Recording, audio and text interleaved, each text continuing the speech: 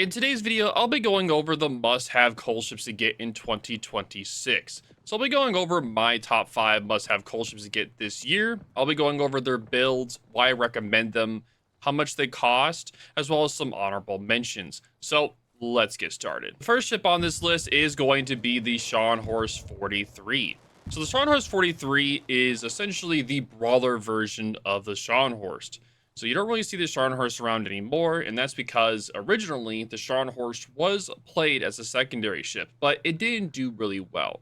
So World of Warships over time were like, let's make a more brawler version of the Scharnhorst. So they made the Scharnhorst 43. So this ship has better secondaries, better torpedoes with a faster reload, as well as having an engine boost as well, which just makes it a way better brawler than its regular Scharnhorst cousin. You're able to get this ship for 75,000 coal, and it has good armor. It's a lot of fun to play at tier 7. It's good in brawls. It's great in the rank season right now, as well as great in operations or any PvE mode. So overall, it's really good in PvE, really good in PvE, good in essentially any mode. The only real downside is that it doesn't really do well at super long ranges. So like if you do get up tiered, you're not going to be able to brawl with them. So you'll have to use your guns at longer distances where they're not the most accurate, so you'll just be spamming HE most of the time, which is why I have it built a certain way, which I'll be showcasing now.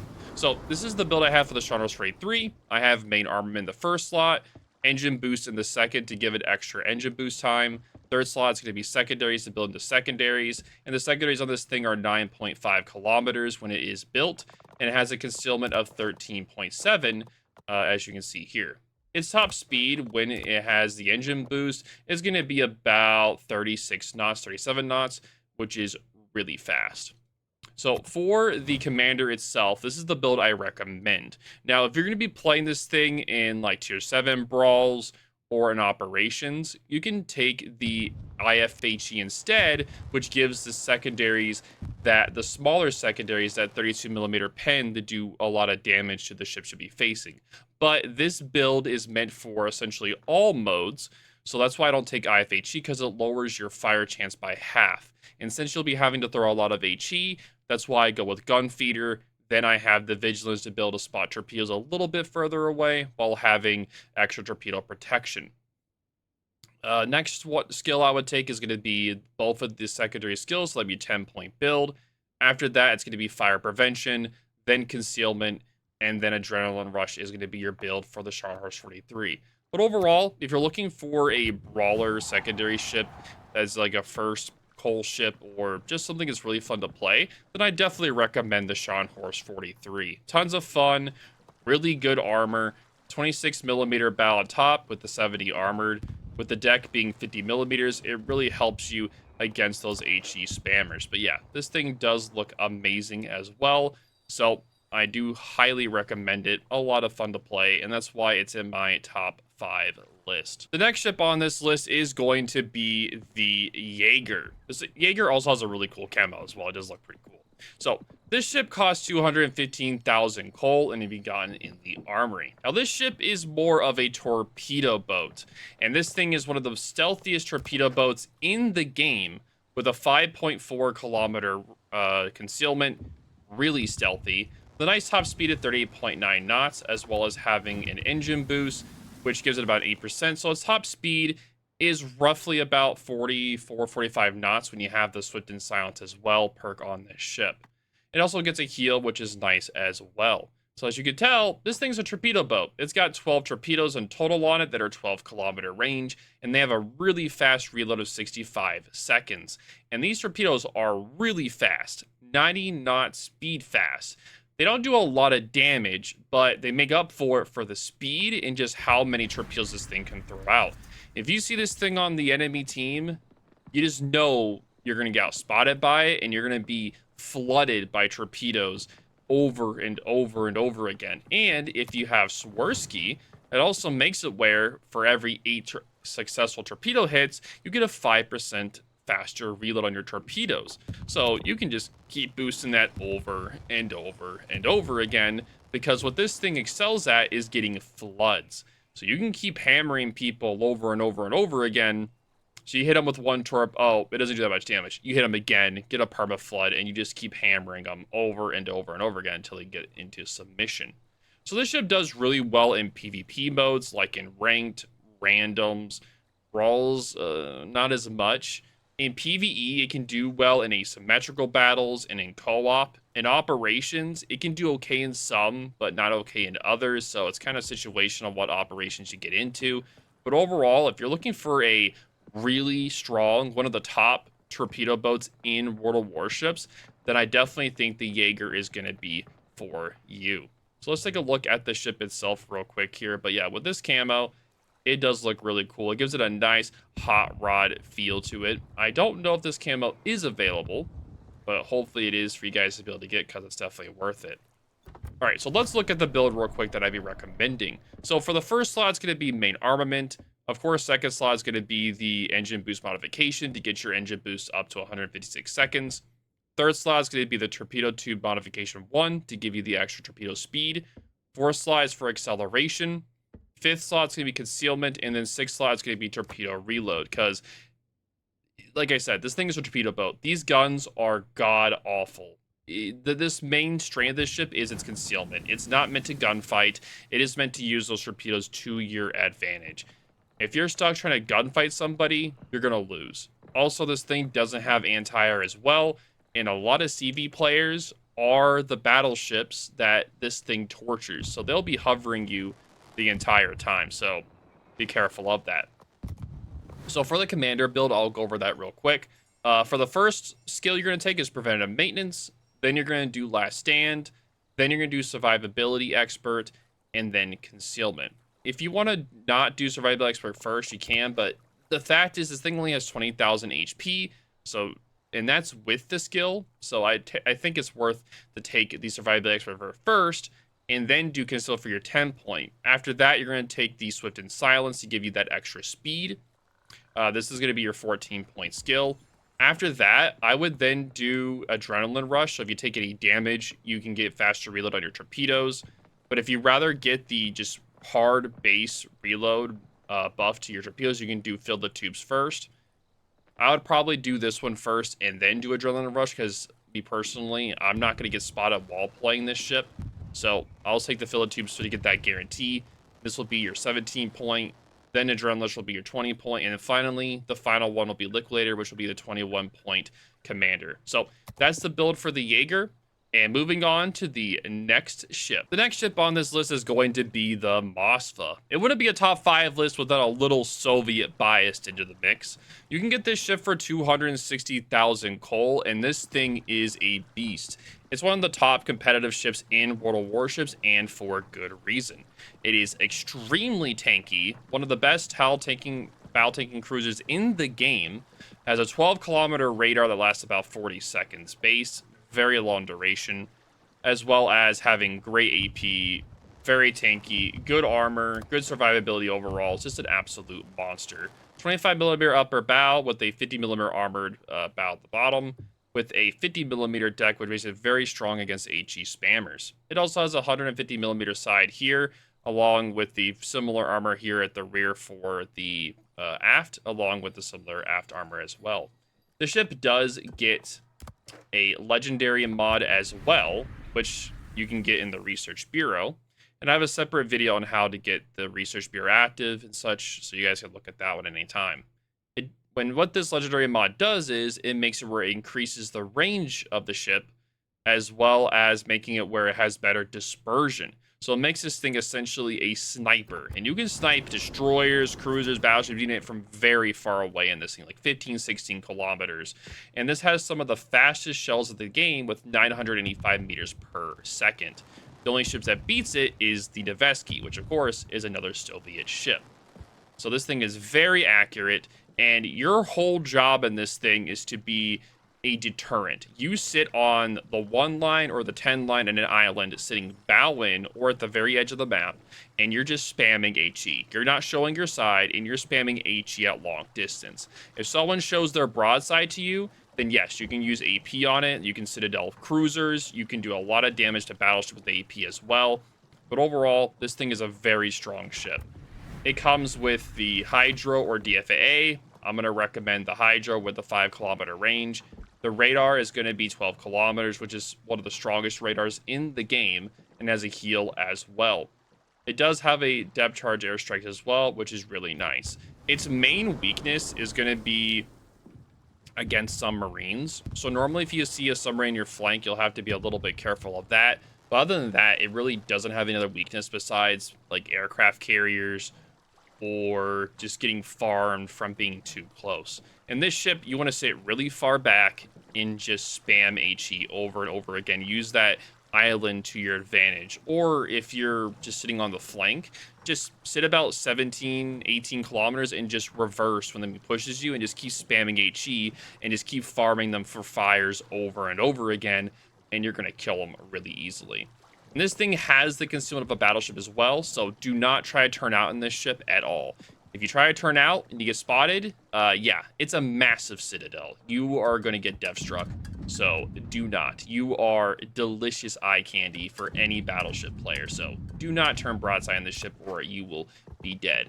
It does have a lot of HP with 73,400. That's a lot of HP for a cruiser, which is why it's one of the best battle tanking cruisers in the game. A lot of HP, a lot of good armor, a really good radar for cap contesting to help push off destroyers, good ASWs, overall a really good ship. It also has decent anti-air as well for a Soviet cruiser. The ship's max speed is nice for maneuverability. Turning radius is going to be super big because of just how big the ship is. It's just really, really long. It's almost like they're compensating for something, but you know, it's okay. But overall, really good ship. It's good for PvE. It's good for PvP. Ranked, it's really good. Randoms, it's really good. Brawls, no. PvE, though, asymmetrical battles, it can do pretty well in. It can do well in operations and as well as co-op. So if you're looking for any of those modes, then this will definitely be a ship for you. So let's go over the build real quick. So for the build, you have main armor in the first slot, radar in the second to get that radar to about 40 seconds. Third slot, aiming systems to get your guns more accurate. Propulsion, you can do a lot of throttle juking with the Soviet cruisers, as in, like, if you're standing still, you can juke forward or you can stop in reverse. The Soviets have, like, a really fast acceleration on them, which can throw a lot of people off if they're going in a straight line. So you can throw that, and so really far away. You can just juke battleship salvos by just simply stopping, going forward, stopping, reversing, and repeating that process over and over again. So I definitely recommend propulsion. Concealment is going to be to help you keep your concealment down because, yeah, you can be spotted from space. And then the legendary mod. Now, if you don't have access to the legendary mod, then I would recommend the reload. The reload would definitely be worth it there to be able to get your reload down to make it even faster, because you do get 9 guns on this thing that are 220 millimeters that are 10.4 seconds. So if you want to get a faster reload, then I think the main battery modification would be great for you. Now, if you are able to get the legendary mod, then get that. But if not, then main battery modification will be good as well. For the commander build, I'll go step by step on the skills in order. So for the first slot, it depends. If you like switching between HE and AP a lot like I do, then I would say take gun feeder first. If you like just using one ammo type, then do consumable specialist. After that, do consumable enhancement. After that, you're going to do superintendent. This is going to get you an extra heal, extra hydro, and extra radar, which is very important to help you be able to keep the enemies off a cap as well as to keep you alive. Concealment is going to be your 10-point skill. After that, it's going to be top grade gunner because, yeah, this makes it where you have faster firing guns when ships are within your concealment that are spotted. And of course, a lot of things are going to be spotted, or a lot of things are going to be inside your concealment because of how big your concealment is. So yes, I definitely recommend this for your 14-point skill. So after that, it's going to be the adrenaline rush. That's going to be making it where the more damage you take, the more your DPM is going to be. So, and after that's going to be survivability expert to get your HP to 73,400, because again, you're going to be tanking a lot in this thing. So I would definitely recommend this. For your final 21 point, it's going to be whichever skill you did not take here. And that'll be your 20-point build for the Moskva. So let's move on to the next ship in the top 5 list. The next ship on the list is going to be the Napoli, which some people call the Italian Petro. This thing is, as a namesake, very tanky. It has okay-ish guns, but its main gimmick are its secondaries that are 11-kilometer range that fire a sap storm. And it also combines it with an exhaust smoke, where if you have Cincinnati, you can get that smoke even longer to about a minute, which makes it a true menace. Now you may be thinking, oh, well, didn't they nerf the fighter spotting? You can't use that anymore. Well, Wargaming thought of that, and they added spotting aircraft to the ship. So you can still do the exhaust smoke with the spotting aircraft to be able to spot for you, so you're able to use your secondaries in the smoke while staying willy-nilly and not getting hit by anything. So it's a lot of fun to play for sure. You're able to get this ship for 260,000 coal. It has a 25 millimeter bow with a 60 millimeter armor section with a deck armor of 40 millimeters, which helps it against those HE spammers. The side plating here is 220 millimeters with a aft section here 25 with a little armor section 60.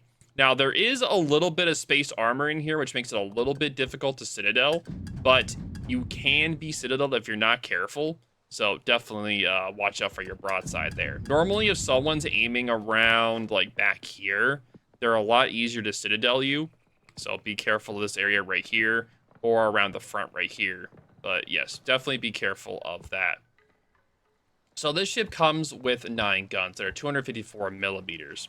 They're really accurate guns, but they don't have the best DPM, so damage per minute. The AP is only really punishing on broadside targets, and the HE is more meant for fire starting. So your main damage output is going to be those amazing secondaries. You do also have long-range torpedoes, which are really nice, with a 13.5 kilometer range, and you do get 1 set per side that are on the rear, which gives them amazing angles. This makes it where, when you're using the exhaust smoke, you can push into the enemy, and then when you need to turn out, you can pop your smoke, and make sure that you're not firing inside of your smoke fire penalty, which is 8.8 kilometers. So you can keep shooting your guns all you want when you're like shooting the enemy, but if there's anyone within inside of 8.8 kilometers, just don't shoot your guns. You can keep the secondaries going and you'll be perfectly fine. And so as you're pushing in with your amazing concealment, by the way, of 10.3 kilometers, because your secondaries go off at 11. So if you want to be really sneaky, you can turn off your secondaries and anti-air by clicking the P key on your keyboard. You can turn it off, and then you can activate it once someone spots you, so that you can just start farming them with your secondaries. And they destroy destroyers, cruisers, battleships. This do a massive amount of damage. I love the Napoli. The Napoli is a lot of fun to play, good with PvP, good with PvE.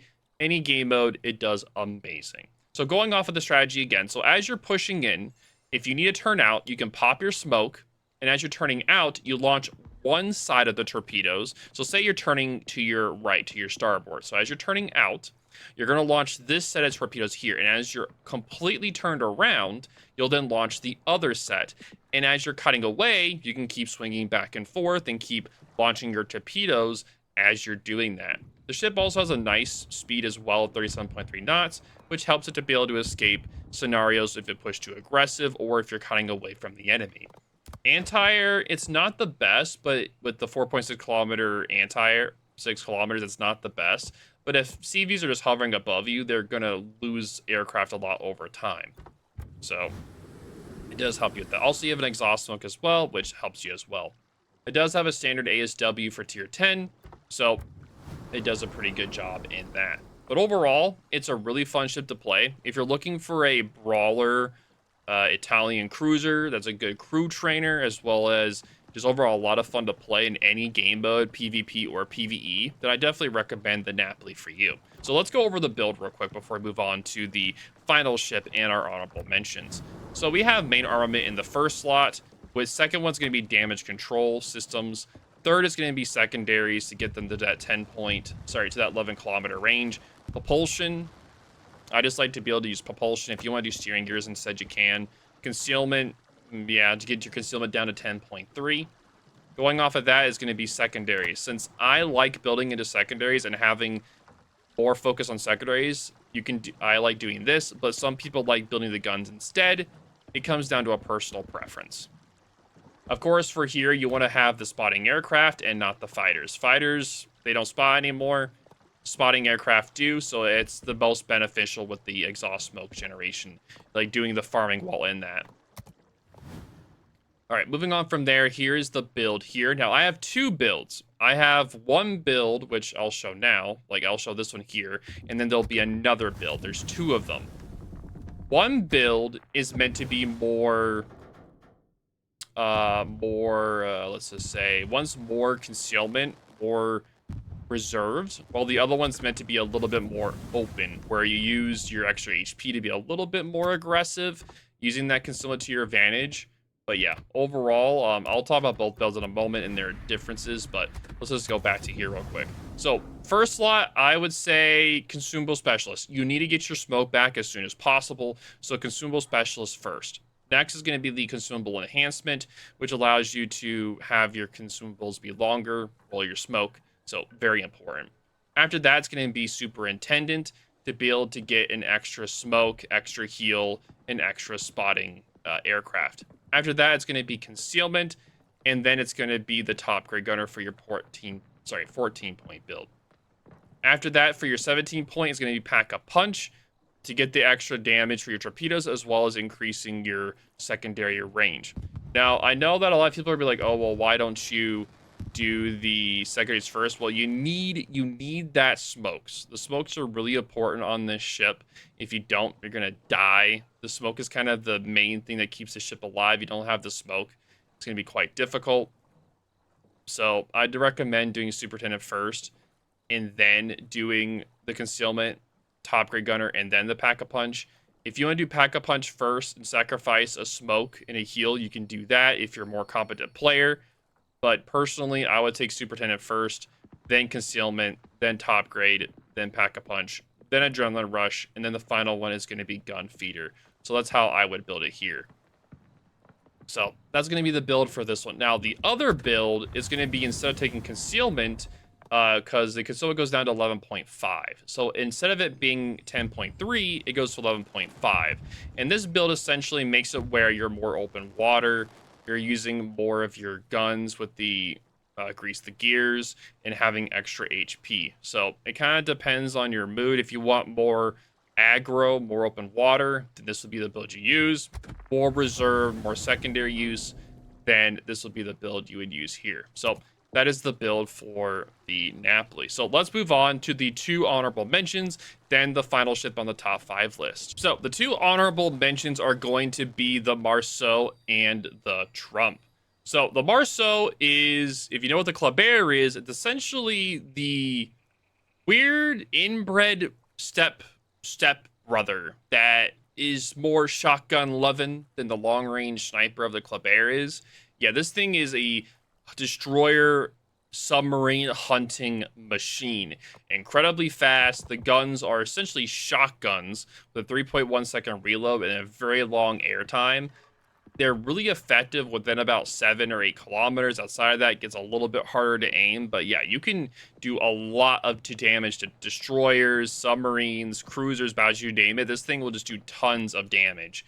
So it's essentially that really inbred stepbrother that just loves to shotgun anything that comes close to it. Yeah, so that's what this thing is, and it's a lot of fun to play. You can get both the Marceau and the Tromp for 260,000. Now, the Tromp, to me, is one of the funnest Dutch ships in the game. If you like airstrikes, this is going to be the ship for you. This thing, you want to focus on the torpedoes and the airstrikes, not the guns. The guns are not the main point of this thing. Essentially, you use the airstrikes with their really fast reload, which is about 48 seconds base when you build into it. And of course, if you have Conrad, you can get that reload down even more. So I would definitely recommend that. So both the torpedoes and the airstrikes are 12-kilometer range, which is not on accident.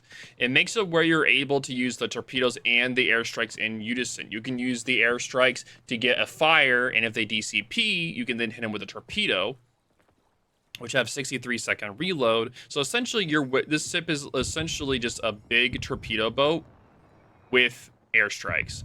And you just use that. Now, the guns are nice deterrents to be able to push destroyers off that are trying to push you, but it's not your main gimmick. So other torpedo boats like Shima or Gearing, you can fight with the guns, but you're not going to be able to beat like a pure gunboat like a Daring or a Kleber or a Marceau or a Hayate. It's essentially meant, the guns are meant to defend itself. Torpedoes are meant to hit cruisers and battleships and maybe luckily on destroyers. And the airstrikes are pretty easy to aim. So they also have a nice reload as well of 48 seconds, which you can build into. So essentially what you do is you get someone to DCP and then you hit them with an airstrike. And you do either or. So you hit them with a torpedo. If they DCP, hit them with an airstrike. You hit them with an airstrike, they DCP, hit them with another airstrike. And you just repeat that process over and over again. It's a lot of fun to play. And this ship, it's so easy if you have Conrad to get the Witherer. Super easy to get Witherer in this ship, as well as the ship a day, which we get the extra damage. When you do 50,000 damage, you can do that up to 3 times. 150,000 in this ship is pretty easy to do as well when you're farming battleships. And if you hit 50 successful bomb hits, which is really easy to do in this ship, you get the extra squadron on the aircraft. So you get extra, the bombers get stronger, and then you have an extra airstrike as well. So instead of it being 2 base, you get 3 now. So definitely worth having Conrad on this ship. It's a lot of fun to play. Good consumption of 5.9 kilometers. So definitely worth getting if you like airstrikes and the Dutch and torpedoes. So moving back to the Marceau. The Marceau is a submarine destroyer hunting machine. You put this thing up with a radio location and you just hunt them down. You use your maneuverability to your advantage with a 46.2 knot speed, and with an engine boost that lasts almost 4 minutes and a 20% boost, you're just a speed demon running around the map. You're just a demon, and every destroyer is going to fear you. So both of these ships, I highly recommend. They're a lot of fun to play, but they're on the honorable mentions because of the final ship. But let's go over the build real quick for these two. So Marceau, main armament, engine boost to make it longer, aiming systems, propulsion, concealment, and reload. For the commander build, pretty simple, preventative, last stand, survivability expert, concealment with your 10 point. I would do our radio location first. And the reason why I take the main battery and AA expert skill, and because I was just talking about how this thing's a shotgun. The reason why is that there's a sweet spot when you're dealing with secondary ships, right? So we all that play destroyers know what I'm talking about is that you don't want to be within a certain range of secondary ships when you're a destroyer and you're opening a fire on a secondary ship, like a secondary battleship or a secondary cruiser. It doesn't matter, because if you're inside that range, which is like 12.5 kilometers, you're going to be taking a lot of unnecessary damage. So this 13.8 kilometer range helps protect you from that 12.5 kilometer range, because if you're not, it's going to be below it and you're going to be taking a lot of unnecessary damage. So that's why I recommend that. So you can long range farm battleships that are pushing you with that. So that's the reason. And then finally, the final skill is going to be Adrenaline Rush, and that'll be your 21 point build. So moving on to the Tromp, this is going to be the build. So main armor in the first slot, engine boost in the second, which is a 78-second, it makes it, it's pretty much an emergency engine power boost, so it's meant to help you escape. At the first start of the match, you can use your engine boost to get into position, then you're able to use it again and after 87 seconds, and then you just use it at that point to escape scenarios. So that's how you play it. For the third slot, it's going to be aiming systems to help deter destroyers that are trying to push you. I tried playing this with the torpedo tubes and the aiming systems, and I found that even though you're not mainly using the guns, having them be accurate to help deter enemy ships from going after you, like enemy destroyers, is really useful. So I'd still recommend aiming systems. The fourth slot is going to be airstrikes to get that reload down to 48 seconds, which is insanely fast for reload, so highly recommend. Concealment is going to be the next one, and their main battery reload is going to be the 6th slot. And again, I know that people would be like, oh, well, aren't you recommending a torpedo build? Yes, but the torpedoes are in a very easy to get knocked out spot. So yeah, making it where they're easier to get knocked out by 50% is definitely not on the list. And I like my guns being at that 4.6 second reload. If it's a little bit too slow, then it's not going to be able to deter the enemy enough. So I still like building a little bit into the guns. Now, for the skills themselves, I'm going to go over the skills, so we'll start that off. First would be preventative maintenance to make it harder for your stuff to get knocked out. Last stand, then survivability expert, and then concealment. After concealment, it's going to be your 13-point build, which is going to be filled with tubes. Then your 16-point build is going to be adrenaline rush. After that, I would then do the swift fish, which is your 18-point build, and then you're going to do demolition expert for your 20-point build. After that is going to be consumable specialist, so you get your consumables back faster. Now, people are like, is it really worth to do demolition expert? And yes, I think it is.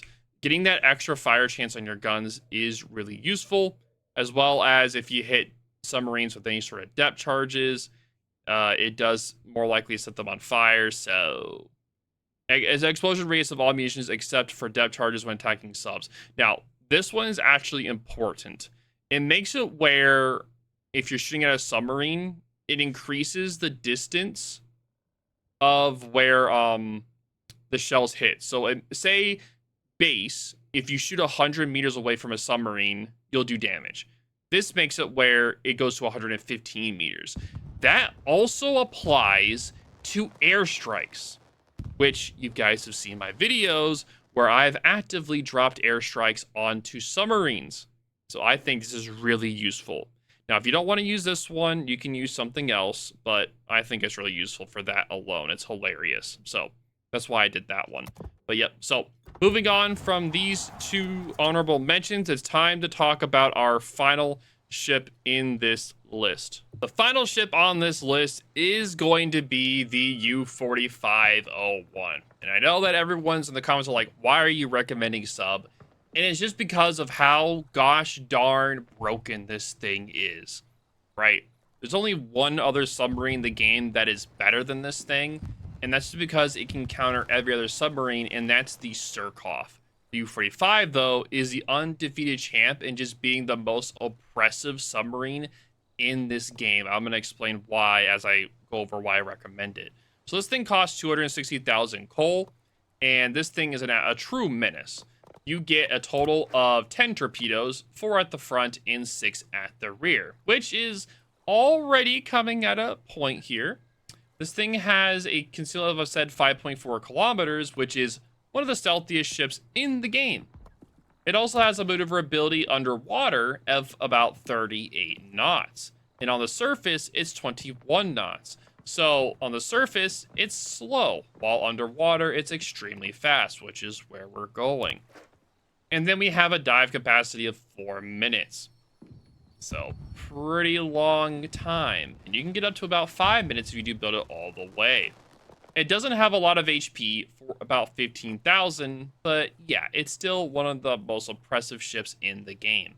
You do have a 10-kilometer range on the torpedoes, and you essentially have a really fast reload of 60 seconds on this ship. So going over the stats here, we have 4 damage control parties, which have a 15-second duration, which is extremely long.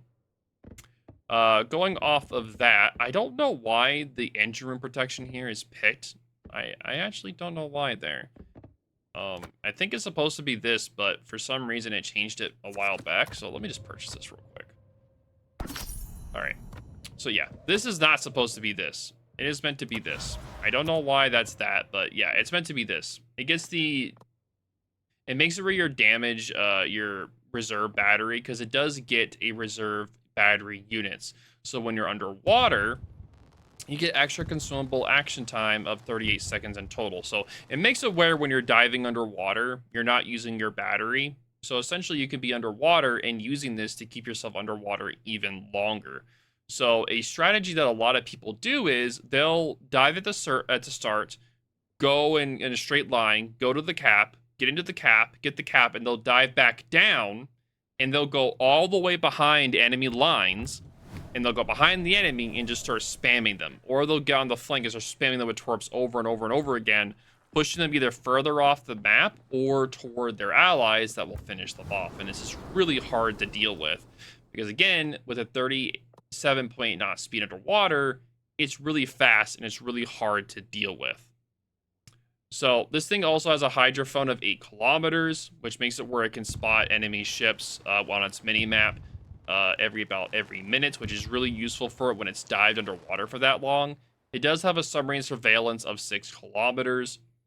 which is nice for it to be able to counter other submarines. It does have the reserve battery units of 3. So with these, you have about another extra minute and 8, a minute and 18 seconds with it. So it also gets a heal that it can only use on the surface. Now, this thing also has one of the tightest turning radiuses in the game. And I know that may not seem like important, but with this rudder shift time of 4.6 seconds tied together, it makes it extremely hard to hit because it can be going 37.8 knots and then turn, and it pretty much essentially kill off all of its acceleration because it can, when it's going full speed, it turns a little bit, it slows down a lot. So it can ping in a straight line, and then so it makes it look like it's going straight. Then it can just quickly turn really sharp and slow down to make it where it can dodge your salvo. And as it's turning out, it can then launch its rear torpedoes, and by the time it's turned back to you, its bow torpedoes are already ready to go, and it can repeat this process over and over and over and over again. And that's why you call these things like the fidget spinners of the sea or the donut spinners of the sea, because this thing will essentially just do spin right round, baby, right round, over and over and over and over again. And these torpedoes do about almost 10,000 damage, and they are fast as well with 86 knot speed. So they're going to run you down and hit you hard as well. So, and these sonar is also pretty fast as well. 600 meters per second is pretty fast for sonar. So overall, it's a true menace, and that's why it's the final ship on this list. So for the build of this ship, it's going to be main armor in the first slot. Second is the reserve battery unit. If you want to do the engine room to help make sure your engine stuff doesn't get down, you can. But a lot of time, you're going to be using your DCP, your damage control party. You'd activate that, and then you're just going to be running away and not pinging until you get your next one up. The next one's going to be torpedo tubes to get your torpedoes faster. After that's going to be propulsion to be able to speed up faster, which it does take a little bit of time to speed up. So you do have to be careful of that. And if you take a lot of damage normally in a submarine, then I definitely recommend the reinforced bulkhead. Normally I can dodge pretty well, so I would take the torpedo tubes modification for the extra damage. For the sixth slot, it's going to be the dive capacity to get that dive capacity to about 4 minutes. That's how you're able to essentially just go from one side of the map to the other while underwater, is to get that extra dive capacity time. And if you want to do the reload for torpedoes, you can do that as well. It's more of a personal preference. For the build itself, all right, so this is going to be a little bit. So first one is going to be helmsman. This makes it where when you have your hydrophone active, it gives you a faster rudder shift time and a dive time. This is really important to help you dodge and maneuver, so you can pop it and be a little bit more maneuverable while it's going on. So very important for your first skill.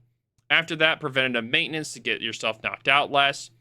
After that, I would recommend watchful. Watchful is by far the most broken skill in World of Warships. The reason why is it makes it where if anything like radar, submarine surveillance, hydro, anything that can possibly spot you is active, it tells you. So if you're not spotted by a radar or a hydro, say you're at 60 meters and someone radars, it tells you that there's something going on that is radaring you, or it tells you something's active that can spot you if you surface or you go higher. And it's the same thing goes if you're on the surface and someone uses submarine surveillance. So essentially, it's like a tool. Hey, someone's using a consumable that can spot you, which is one of the most broken things in the game. So definitely take this one as your next one. After that, do the improved battery efficiency, which allows you to earn back your battery back faster when you're on the surface. Very important as well. After that's going to be adrenaline rush and for your 14-point build. After that, you would do superintendent to get an extra damage control party, heal, and battery. And then for your 20-point build, it's going to be consumable specialist to get you your consumables back faster. And then finally, it's going to be liquidator, which is going to be increasing your flood chance. So that's going to be build for the U-4501. So overall, this U-4501, it does really good in PvP. It does good in PvE. Operations is a little bit iffy. They did buff submarines in operations, But I'd prefer to play like another submarine that's more focused on just doing the standard torpedoes, like the not just the because this ship does come with 2 torpedoes. It comes with the oh wait no, it only has the homing torpedoes, so you can't even use the standard. So yeah, I don't know. I wouldn't really recommend this for operations as much, but there are other submarines that can do that. But for any other mode, yeah, it's a true menace for sure. But overall, yep, that's going to be my top 5 coal ships again in 2026 in World of Warships. Let me know in the comments down below what you guys think. What are your top 5 coal ships, and if you watched all the way through. But yeah, I do appreciate you guys all for watching, and see you guys in the next video. Deuces!